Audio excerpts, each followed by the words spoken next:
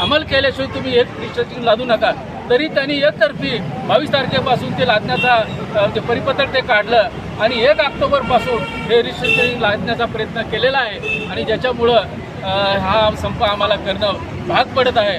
वास्तविक अत्यंत जबाबदारीपूर्वक या राज्य विद्युत मंडळ असताना आणि या 3 कंपन्या झाल्या असताना सुद्धा आम्ही कधी बेजबाबदारपणे वागलो नाही. नेहमी आमचा चर्चेवरती विश्वास आहे आणि अत्यंत समंजस भूमिका या कामगार संघटनेची असताना प्रशासनानं मात्र हा संप आमच्यावरती लादलेला आहे.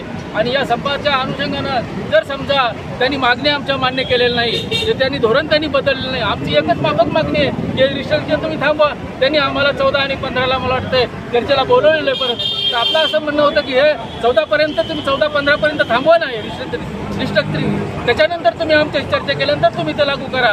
परंतु ते करायला तयार नाहीत. अशा पद्धतीची भूमिका त्यांनी घेतल्यामुळं आम्हाला हा संप करावा लागलेला आहे. आणि यापुढे त्यांनी जर ऐकलं नाही तर कदाचित आमची कृती समिती बेमुदत संपात असता कॉल देऊ शकते आणि त्याच्यामध्ये आमचे लोक जास्तीत जास्त सहभागी होतील.